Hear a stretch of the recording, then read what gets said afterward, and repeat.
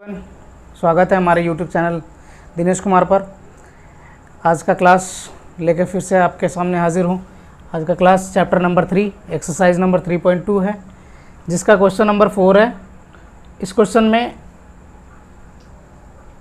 4 question दिए हुए हैं, जिसमें ये चेक करना है कि कौन कौन से युग्म रैखिक युग्म संगत है या असंगत है। अगर संगत है तो ग्राफीय विधि से हल करना है, अगर संगत नहीं है तो उसको केवल चेक करके छोड़ देना है कि संगत है या असंगत है। 2 समीकरण युग्म दिए हुए हैं, जिसको रैखिक समीकरण युग्म कहा जाता है। अब इनको चेक करना है कि कौन असंगत है और कौन असंगत है। तो आइए क्वेश्चन नंबर देखते हैं। क्वेश्चन नंबर 1 को चेक करते हैं कि यह रैखिक युग्म संगत है या असंगत है। संगत होने के लिए क्या होता है? संगत होगा यदि, कैसे संगत होगा? संगत होने के लिए 2 शर्तें होती है। पहला शर्त होता है A1 बटा A2 बराबर B1 बटा B2, ये बराबर नहीं है। दूसरा, अगर ये कंडीशन है तो संगत होगा, और ऐसा अगर संगत होता है तो क्या होता है कि रेखाएं एक दूसरे को प्रतिच्छेद करती हैं, और रेखाएं प्रतिच्छेद करती हैं और उसका उस समीकरण युग्म का एक अद्वितीय हल होता है, मतलब एक और केवल एक ही हल होता है। दूसरा भी होगा संगत, कब? जब होगा A1 बटा A2 बराबर B1 बटा B2 बराबर C1 बटा C2। अगर ये तीनों टर्म बराबर हो जाते हैं तब भी संगत होगा, लेकिन इसके संगत में क्या होता है कि इसके संगत में जो ग्राफ होता है एक दूसरे के ऊपर ओवरलैप कर जाता है, इसको बोलते हैं संपाति। संपाति, और इसमें होता है प्रतिच्छेद। प्रतिच्छेद कैसे करता है? एक दूसरे को काटता है, एक ग्राफ दूसरे ग्राफ को काटता है। इसको अगर ये कंडीशन में संगत होगा तो प्रतिच्छेद करेगा, इस कंडीशन में संगत होगा तो संपाति होगा। तीसरा क्या होता है? तीसरा होता है कि अगर A1 बटा A2 बराबर है B1 बटा B2 के बराबर नहीं है C1 बटा C2 के, तब ये क्या हो जाएगा? असंगत हो जाता है। असंगत हो जाता है, इसका मतलब है कि इसका कोई हल नहीं निकलता है, और इसके जो ग्राफ होते हैं वो क्या होते हैं? पैरेलल होते हैं, एक दूसरे को कहीं काटता नहीं है, इसके लिए समानांतर होता है।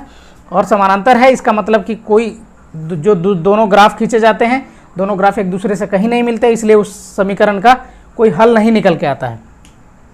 तो हम देखते हैं इस समीकरण में चेक करते हैं कि कौन संगत है और कौन सा असंगत है। संगत होगा यदि, अगर इसमें लिखते हैं A1 बराबर है 1, B1 बराबर है 1 और C1 बराबर है 5, A2 बराबर है 2, B2 बराबर है 2 और C2 बराबर है 10। A1, A2, B1, B2, C1, C2 ये होते क्या है? A1 होता है पहले समीकरण का x का गुणांक, B1 होता है पहले समीकरण का y का गुणांक, और C1 होता है पहले समीकरण का कांस्टेंट टर्म। A2 होता है दूसरे समीकरण का x का गुणांक, B2 होता है दूसरे समीकरण का y का गुणांक, और C2 होता है दूसरे समीकरण का कांस्टेंट टर्म या अचर संख्या। अब ये कंडीशन होगा क्या? पहला कंडीशन होगा A1 बटा A2 बराबर नहीं है B1 बटा B2 के, ऐसा चेक करते हैं। तो A1 बटा A2 क्या होगा? 1 बटा 2, B1 बटा B2 1 बटा 2। अब यहाँ ये दोनों बराबर हो गए, तो हम चेक कर लेते हैं कि जब बराबर हो गए तो ये कंडीशन तो फुलफिल नहीं किया, तो क्या दूसरा कंडीशन भी फुलफिल करेगा? A1 बटा A2 बराबर B1 बटा B2 बराबर C1 बटा C2, ये तीनों अगर बराबर होंगे तब भी संगत होंगे। तो यहाँ देखते हैं A1 बटा A2 तो बराबर हो गया B1 बटा B2 के। अब C1 बटा C2 लिख देते हैं 5 बटा 10, ये क्या होगा? 5 दूनी 10, ये क्या हो गया? 1 बटा 2 बराबर 1 बटा 2 बराबर 1 बटा 2। ये तीनों टर्म क्या हो गए? बराबर हो गए। तो ये समीकरण कैसा होगा? संगत होगा। संगत होगा तो अब इसका ग्राफीय विधि से हल करना होगा। ग्राफीय विधि से हल करेंगे तो इसका जो ग्राफ आएगा एक दूसरे के ऊपर संपाती हो जाएंगे, मतलब ओवरलैप कर जाएंगे। तो आइए इस समीकरण के ग्राफ खींचते हैं। ग्राफ खींचने के लिए हमें ग्राफ चार्ट बनाने पड़ते हैं। ग्राफ चार्ट कैसे बनाएंगे? तो आइए देखते हैं।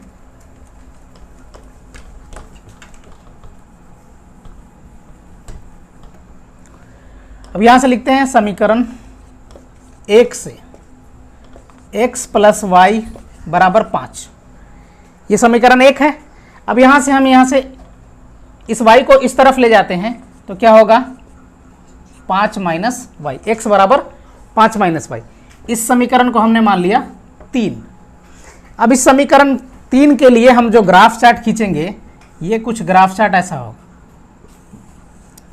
चूंकि ग्राफ बनाने के लिए x और y के कम से कम 3 वैल्यू हमें चाहिए होगा, तो 3 वैल्यू निकालेंगे हम यहां से x और y। अब यहां y का कोई भी वैल्यू जो भी रखते जाएंगे x का हमारा ऑटोमेटिक वैल्यू निकलता चला जाएगा। तो y का वैल्यू अगर हम यहां से 0 रखते हैं तो x का वैल्यू क्या आएगा 5 माइनस 0 बराबर क्या होगा 5। तो x बराबर आ गया 5। अगर यही वैल्यू y बराबर 1 रखते हैं तो ये वैल्यू आ जाएगा x का बराबर 4। यही वैल्यू अगर x बराबर y बराबर 2 रखते हैं तो x बराबर क्या आ जाएगा 5 माइनस 2 बराबर 3। ये आ गया 3। पहले ग्राफ के लिए हमारा जो ग्राफ चार्ट आया x का वैल्यू 5, 4 और 3, y का वैल्यू 0, 1 और 2। पहला ग्राफ समीकरण के लिए ग्राफ चार्ट बन गया। अब हम लिखेंगे समीकरण 2 से। समीकरण 2 से क्या है समीकरण 2 2x प्लस 2y बराबर 10। 2 अगर दोनों तरफ से कॉमन कर लें तो x प्लस वाई बराबर 10। ये 2 से भाग लग जाएगा इसमें 5। अब यहाँ क्या आ गया x प्लस वाई बराबर 5। अब ये x प्लस वाई बराबर 5 आ गया, ये भी x प्लस वाई बराबर 5। पहला समीकरण भी x प्लस वाई बराबर 5 था, दूसरा समीकरण भी हमारा x प्लस वाई बराबर 5 आ गया। अब ये यहाँ से हम लिख लें x बराबर क्या आ जाएगा फिर से 5 माइनस वाई, ये समीकरण 4। x बराबर 5 माइनस वाई। अब यही चीज समीकरण 3 और समीकरण 4 दोनों बराबर हो गए, तो इसका जो ग्राफ चार्ट बनेगा ये ग्राफ चार्ट समीकरण पहले के ग्राफ चार्ट के जस्ट बराबर के हो जाएगा। चूंकि x y बराबर अगर 0 रखते हैं तो x बराबर आएगा 5, y बराबर 1 रखते हैं तो x बराबर होगा 4, y बराबर 2 रखते हैं तो x बराबर होगा 3। दोनों समीकरण का graph chart same to same हो गया। तो जाहिर सी बात है ये संगत तो हुआ था समीकरण, लेकिन संगत में कौन सा कंडीशन फुलफिल किया a1 बटा a2 बराबर b1 बटा b2 बराबर c1 बटा c2। अगर इस तरह से कंडीशन फुलफिल करता है तो जो ग्राफ खींचा जाता है वो ग्राफ एक दूसरे को संपाती हो जाता है, मतलब ओवरलैप हो जाता है। पहला ग्राफ का अगर ग्राफ ऐसा खींचा गया तो दूसरा ग्राफ भी इसी के ऊपर आएगा। तो आइए हम लोग ग्राफ खींच के देखते हैं कि कैसा ग्राफ बनता है। पहले हम लोग इस ग्राफ चार्ट को इस तरफ लिख लें।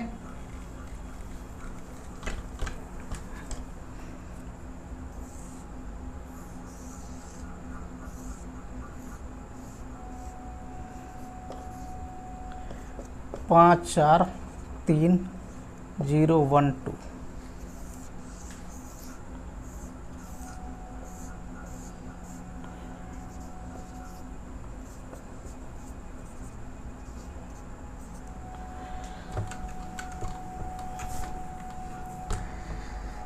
इस ग्राफ चार्ट के मदद से हम लोग ग्राफ बनाने की कोशिश करेंगे।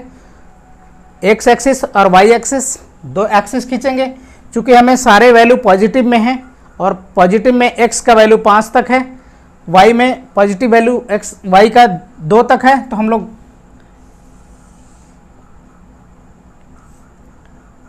कोशिश करेंगे कि पॉजिटिव वैल्यू को बड़ा बनाया जाए। नेगेटिव वैल्यू हमें ज़रूरत नहीं है तो उसको नाम मात्र का बनाएंगे। ये 0 हो गया, x minus x plus y minus y plus. अब यहाँ 1 2 3 4 और 5 इधर लिख लिया, 1 2 3 4 और 5। इधर -1 -2, इधर -1 -2 -3।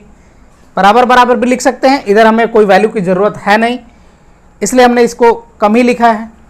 अब देखते हैं x बराबर x एक्सिस पे, x बराबर 5 का मतलब कि x एक्सिस पे पांचवा बिंदु कहाँ है? x एक्सिस पे पांचवा बिंदु यहाँ पे है और y एक्सिस पे 0 है।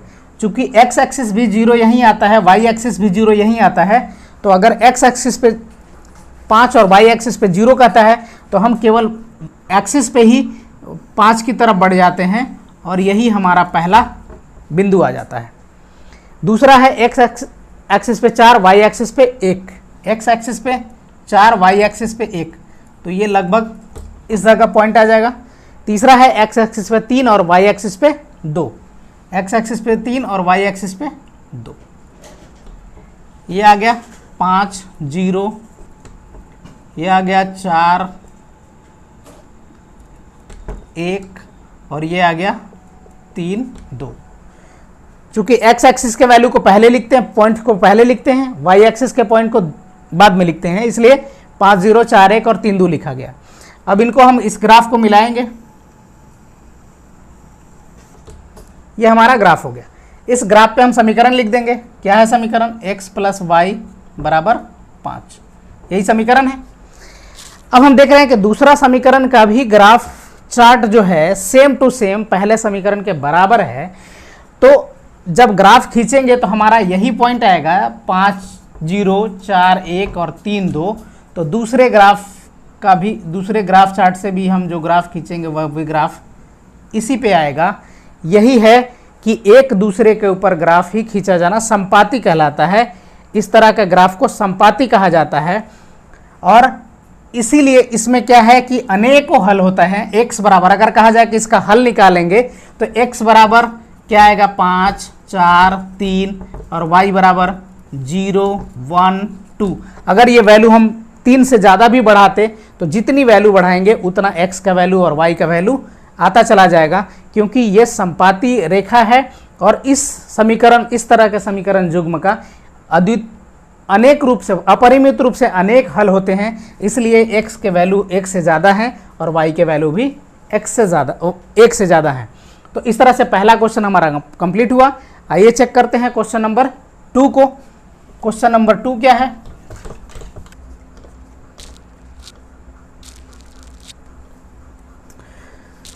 तो क्वेश्चन नंबर 2 है x माइनस वाई बराबर 8, समीकरण 1, और दूसरा है 3x माइनस 3y बराबर 16, समीकरण 2।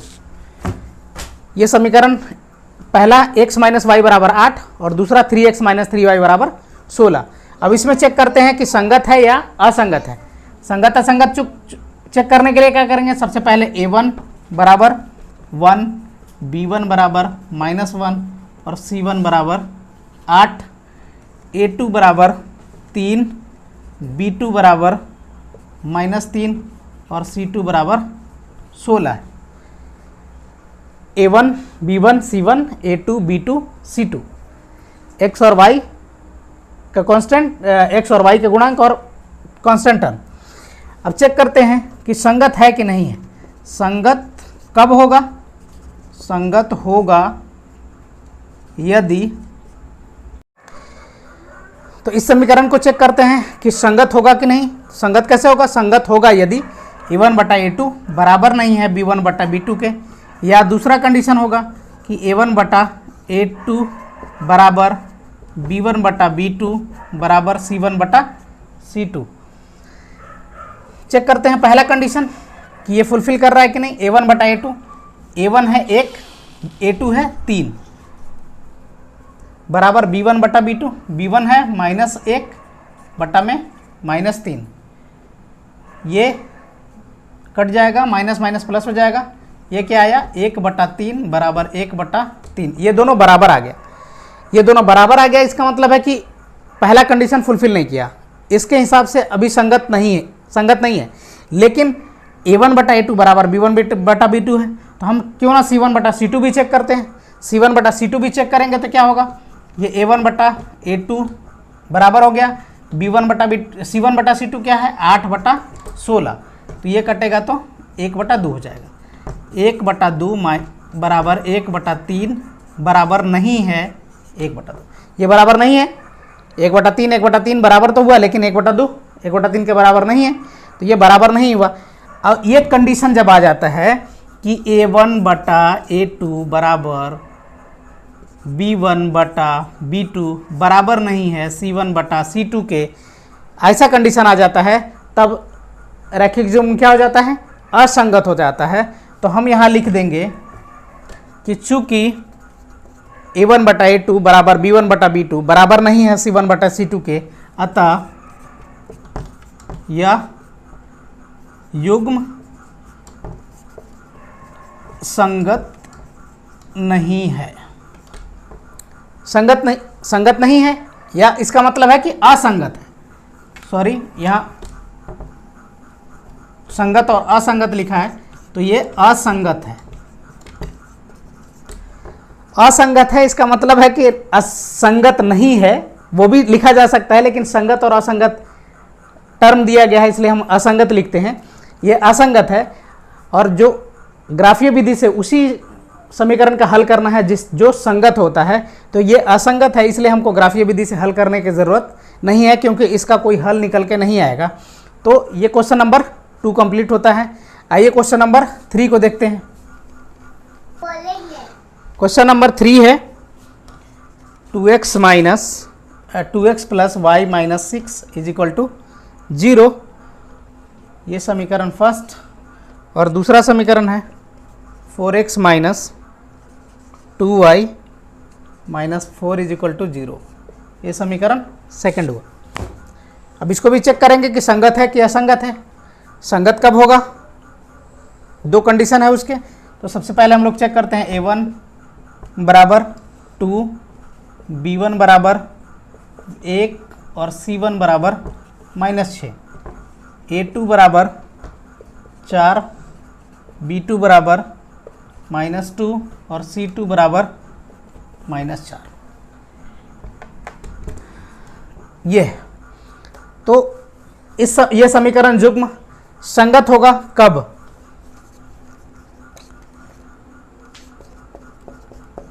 संगत होगा यदि पहला कब क्या कंडीशन है, A1/A2 बराबर नहीं है B1/B2 के, और दूसरा कंडीशन है A1/A2 बराबर B1/B2 बराबर C1/C2।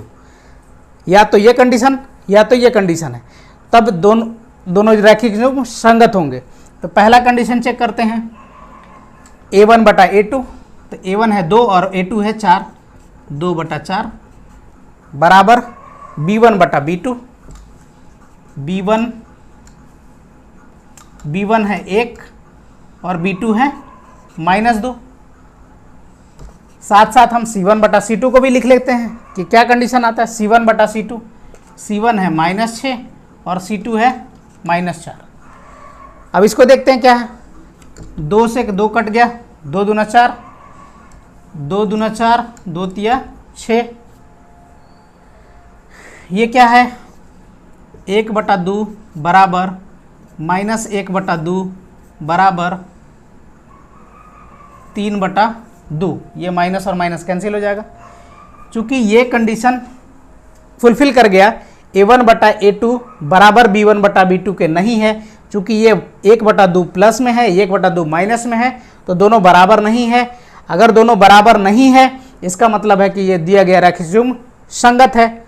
तो यहाँ लिखेंगे चूंकि A1/A2 बराबर नहीं है B1/B2 के, अतः दिया गया युग्म संगत है। अब दिया गया युग्म संगत है, अगर संगत आ गया तो हम क्या करेंगे, संगत है तो ग्राफीय विधि से हल करना पड़ेगा। तो इस समीकरण का अब हम लोग ग्राफीय विधि से हल करेंगे। ग्राफ बनाने के लिए हमको 2 ग्राफ चार्ट बनाने पड़ेंगे 2 समीकरण का। तो आइए देखते हैं उसका ग्राफ चार्ट बना के।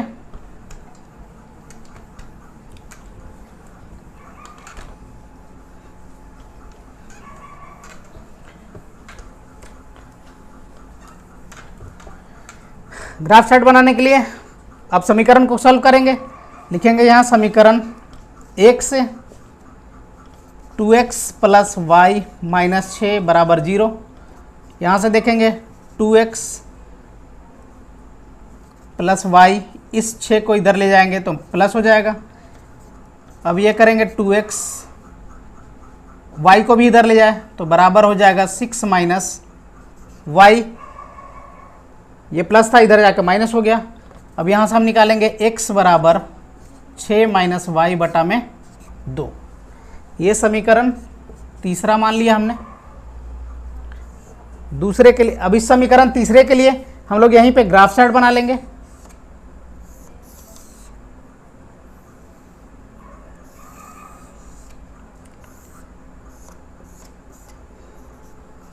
चूंकि ग्राफ खींचने के लिए कम से कम 3 वैल्यू हमें चाहिए, तो 3 वैल्यू हमें निकालना होगा। यहाँ से क्या करेंगे, x y का जो वैल्यू रखना होगा y का वैसा वैल्यू रखेंगे जो कि 2 से पूरा पूरा कट जाए इसको जोड़ घटाव करने पर, ताकि x का वैल्यू हमारा निकल के आ जाए। तो हम अगर y का वैल्यू यहाँ पे क्या रखते हैं 0, अगर y का वैल्यू 0 रखते हैं तो 6 में से 0 घटेगा 6 बचेगा, और 6 को 2 से भाग ले जाएंगे तो 2 तिया 6। y बराबर अगर 0 रखते हैं तो x बराबर हमारा आता है 3।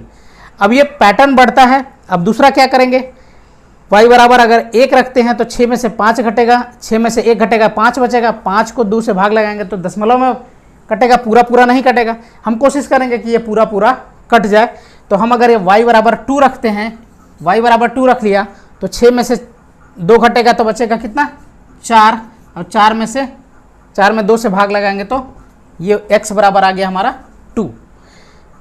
इसी तरह से अब ये 0 2, अब यहाँ हमें रखना पड़ेगा 3 रखेंगे तो ये पूरा पूरा नहीं कटेगा, तो हम रख लेंगे 4। ये चूंकि एक पैटर्न बनता है 0 2 4, चूंकि 1 रखे थे तो पूरा पूरा नहीं कट रहा था, 3 रखेंगे तब भी नहीं कटेगा। देख लीजिए 6 में से 3 घटाएंगे तो बचेगा 3, 3 बटा 2 पूरा पूरा नहीं कटेगा, इसलिए हम यहाँ 4 रखते हैं। तो y बराबर अगर 4 रखा तो 6 में से 4 घटेगा बटा में 2, 6 में से 4 घटा 2 बचा, 2 से कट गया 2 बार में, 1 बार में, तो यहाँ बच गया हमारा x का वैल्यू आ गया 1। अब ये हमारा पहला समीकरण का पहला ग्राफ चार्ट तैयार हो गया। अब यहाँ लिखेंगे समीकरण 2 से 4x minus 2y minus 4 is equal to 0, ये समीकरण है। अब यहाँ से हम लिखेंगे y को उस तरफ ले जाएंगे तो 4x बराबर लिख लें तो ये दोनों को उधर ले जाएंगे तो ये हो जाएगा प्लस 2y और ये प्लस 4 इज इक्वल टू 0। अब यहाँ से निकालेंगे x बराबर अगर लिखना होगा तो ये 4 इन दोनों के बट्टा में चला जाएगा, चूँकि इधर गुना में है तो इधर आके भाग में हो जाएगा, तो 2y प्लस 4 बट्टा में 4। इसको अगर यहाँ से 2 कॉमन कर ले, हम लोग कॉमन करेंगे तब भी 2 ही कटेगा, कोई ज़रूरत नहीं। अब हम इसका यहाँ से ग्राफ चार्ट बना लेते हैं।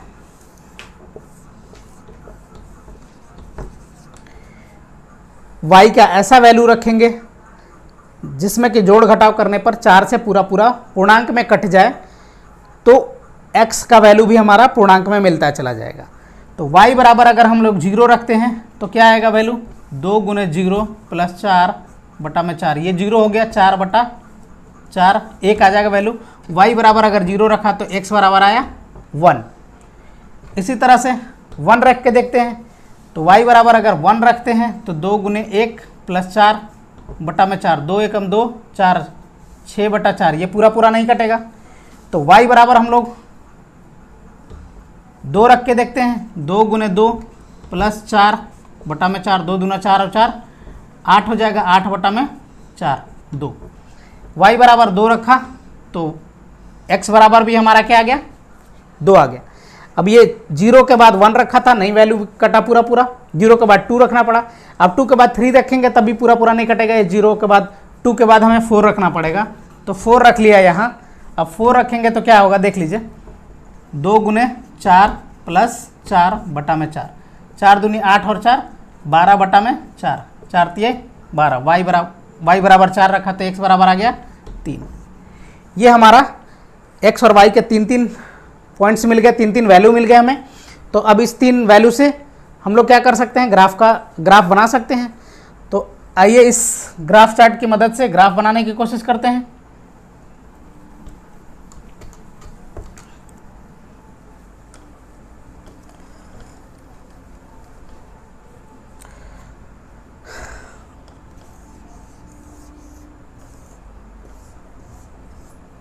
ये ग्राफ चार्ट दूसरे समीकरण के लिए है, x और y 1 2 3 0 2 और 4, ये हमारा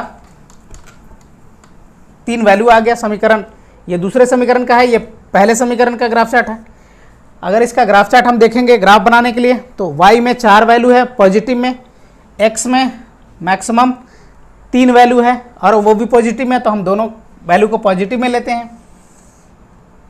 नेगेटिव वैल्यू हमें ज़रूरत नहीं है, तो ये y प्लस y माइनस, यहाँ 0 x माइनस x प्लस।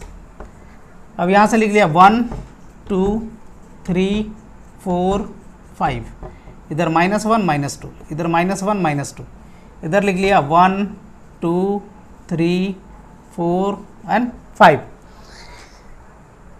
5 बिंदु इधर, 5 बिंदु इधर। अब देख लेते हैं कि पहले समीकरण का ग्राफ चार्ट ये है, तो इस ग्राफ चार्ट की मदद से हम लोग ग्राफ खींचने की कोशिश करेंगे। पहला है x बराबर 3 और y बराबर 0, इसका मतलब है कि x एक्सिस पे 3 और y एक्सिस पे 0। y एक्सिस और x एक्सिस का वैल्यू 0 पे यहीं होता है, तो अगर y एक्सिस पे 0 है, इसका मतलब है कि y एक्सिस पे कहीं नहीं जाना है, हमें x एक्सिस की तरफ जाना है और x एक्सिस पे हमें तीसरे बिंदु तक जाना है। तो ये पहला बिंदु आ गया यहाँ। दूसरा है x बराबर 2 और y बराबर 2, x एक्सिस पे दूसरा बिंदु, y एक्सिस पे भी 2, तो इन दोनों का सामने का डॉट ये पॉइंट आएगा ये। तीसरा है x एक्सिस पे 1 और y एक्सिस पे 4, x एक्सिस पे 1 और y एक्सिस पे 4, ये लगभग कुछ इस तरह से बिंदु आएगा। अब ये तीनों डॉट्स को हम लोग मिलाते हैं। ये तीनों डॉट्स मिलने के बाद कैसा ग्राफ बनता है हमारा, ये हमारा ग्राफ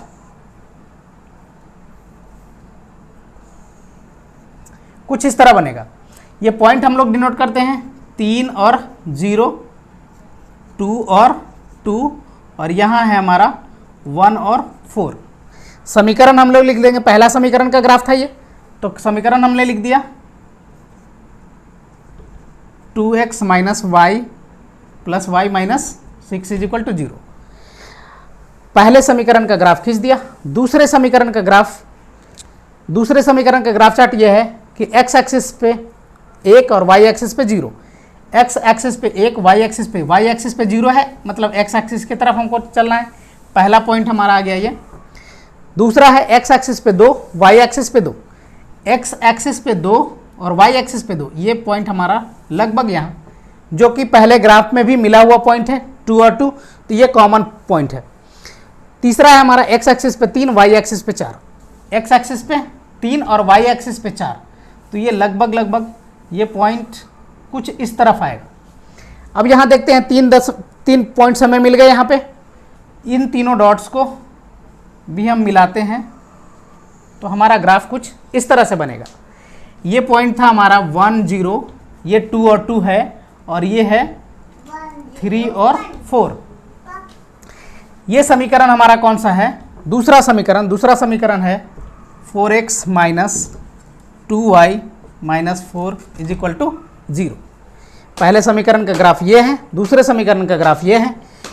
अब इन दोनों ग्राफ को हम लोग देखते हैं, तो दोनों ग्राफ ने एक दूसरे को एक बिंदु पे काटा है। वो बिंदु कहाँ है, 2 और 2, x एक्सिस पे 2 और y एक्सिस पे 2 के सामने ये बिंदु, दोनों ग्राफ एक दूसरे को काटते हुए क्रॉस करते हैं। तो यही हमारा, चूंकि हमने पहला कंडीशन हमारा मिला था a1 बटा a2 बराबर नहीं है b1 बटा b2 के, और जब ऐसा कंडीशन आता है तो उस समीकरण युग्म का एक अद्वितीय हल निकलता है। और अद्वितीय हल का मतलब होता है कि x का एक वैल्यू निकलेगा और y का एक वैल्यू निकलेगा, इसके अलावा और कोई इसका हल नहीं निकलेगा। तो हमारा x यहाँ पे इस पॉइंट पे, ये पॉइंट क्या है, x बराबर 2 और y बराबर 2, यही हमारा इस समीकरण का हल निकल के आता है कि इस समीकरण को अगर हल करेंगे तो x बराबर 2 आया और y बराबर 2 आया। तो इस तरह से ये क्वेश्चन चैप्टर नंबर 3 का एक्सरसाइज 3.2 का 4 नंबर क्वेश्चन कंप्लीट हुआ।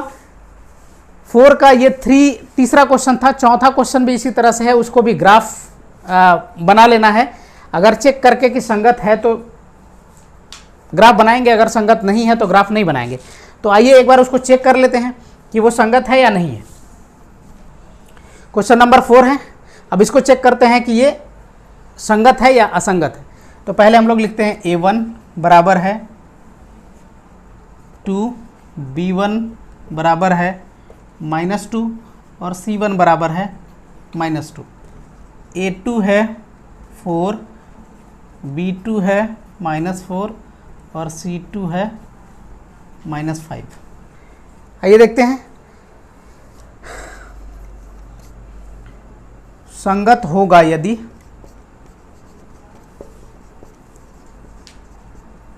कब? पहला कंडीशन a1 बटा a2 बराबर नहीं है b1 बटा b2 के, और दूसरा कंडीशन a1 बटा a2 बराबर b1 बटा b2 बराबर c1 बटा c2। इन दोनों कंडीशन में से कोई भी कंडीशन अगर फुलफिल करता है तो संगत होगा, अन्यथा असंगत होगा। तो पहले देखते हैं a1 बटा a2 बराबर b1 बटा b2 चेक करके। तो a1 है 2 और b1 है 4। a1 है 2 और a2 है 4। b1 है -2 और b2 है -4। अब ये देखते हैं 2 दूना 4, 2 दूना 4, ये माइनस माइनस प्लस कैंसिल हो गया। अब ये क्या आया 1 बटा 2 बराबर 1 बटा 2। पहला कंडीशन फुलफिल नहीं कर रहा है, दोनों बराबर आ गया। अब दूसरा कंडीशन चेक कर रहे हैं कि दोनों बराबर आ गया, तो क्या तीसरा भी बराबर है? दोनों बराबर आ गया। a1 बटा a2 बराबर b1 बटा b2 तो आ गया है, लेकिन c1 बटा c2 भी बराबर है, तब तो संगत होगा। अगर c1 बटा c2 बराबर नहीं है तो असंगत हो जाएगा। तो हम लोग देखते हैं a1 बटा a2 बराबर b1 बटा b2 बराबर c1 बटा c2 देखते हैं। तो c1 है -2 और c2 है -5। ये माइनस माइनस कैंसिल हो जाएगा। आया क्या 1 बटा 2 बराबर 1 बटा 2 बराबर नहीं है 2 बटा 5। 1 बटा 2 के बराबर 2 बटा 5 नहीं है। चूंकि ये कंडीशन है तो इस कंडीशन को हम लोग क्या लिखते हैं कि चूंकि a1 बटा a2 बराबर b1 बटा b2 बराबर नहीं है c1 बटा c2 के, अतः दिया गया युग्म असंगत है। असंगत है। जब असंगत है तो इसको ग्राफीय विधि से हल करने की कोई ज़रूरत है नहीं, क्योंकि असंगत समीकरण युग्म का कोई हल नहीं निकलता है। और जब हल नहीं निकलता है तो उसे ग्राफीय विधि से हल करने की ज़रूरत नहीं है, क्योंकि क्वेश्चंस में भी कहा गया है कि यदि संगत है तो ग्राफीय विधि से हल करें। चूँकि यह दिया गया युग्म असंगत है, इसलिए हमें इसको ग्राफीय विधि से हल करने की ज़रूरत नहीं है। तो आज का क्लास यहीं समाप्त करते हैं। ये चैप्टर नंबर 3 का एक्सरसाइज 3.2 का क्वेश्चन नंबर 4 तक कंप्लीट हो गया। आगे के क्लास में हम देखेंगे इसके 2-3 क्वेश्चन और हैं। अगले क्लास में इस चैप्टर को ख़त्म करेंगे और आपसे उम्मीद करते हैं कि ये क्लास आपको अच्छा लगा होगा, आपके लिए यूज़फुल होगा, लाभदायक होगा। आप अपने तो हमें सब्सक्राइब करें और हमारे वीडियोज़ को लाइक करें, कमेंट्स करें, अपने डाउट्स को ज़रूर कमेंट सेक्शन में लिखें और इसी तरह से प्यार देते रहें।